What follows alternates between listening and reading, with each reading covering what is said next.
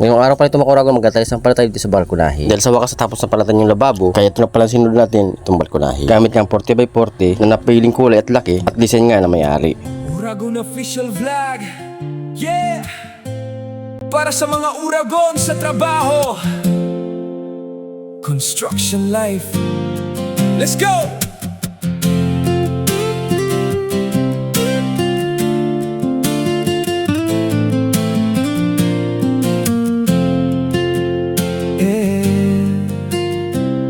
Araw-araw sa init, pawis ang puhunan sa bawat buhos ng semento.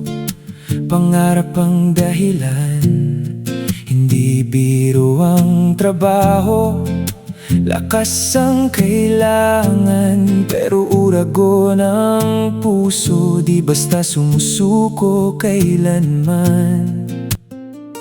Sa taas ng gusali. So bali itong talis pala ginagamit natin dito sa balkonahe na kinakabit natin. Kasing kulay pala ito ng talis dun sa loob ng kanilang bahay. Dahil yung pagtalis kasi natin kaninang sala, may natira nga 5 piraso, kaya dinagdagan na nga na may-ari dahil sayang lang kung hindi gamitin. Kaya naman napag-isipan dito lang nilagay sa balkonahe. Dahil may 5 piraso na nga, kulang na lang 5 piraso, kaya ayun, dinagdagan na lang. Parang sa ganun makabuwas-buwas na kahit paano. Kaya naman dahil 40x40 yung ginamit natin dito, inabas ko, ginawa kong 20cm yung lapad. Para yung 20cm na natitira, ahatiin ko naman para nga maging 10cm para tapad ko nga sa kabilang siding. Siyempre parang sa ganun walang masayang. Susuko ang diwa, Uragon sa sipag, tuloy lang sa gawa.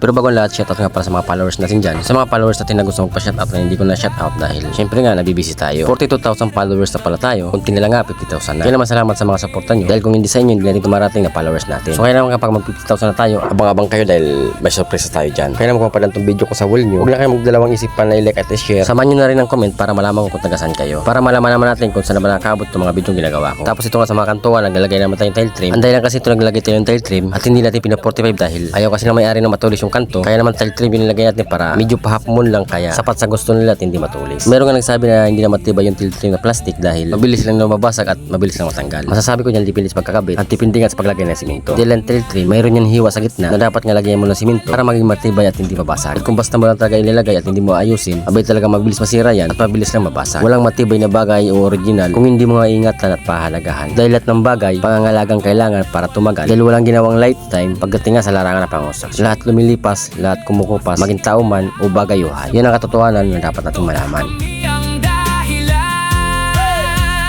Helmet on, safety first, walang atrasan sa taas o baba, laban kung laban, di man o umaga, trabaho tuloy-tuloy, Uragon ang galaw, hindi napapagod.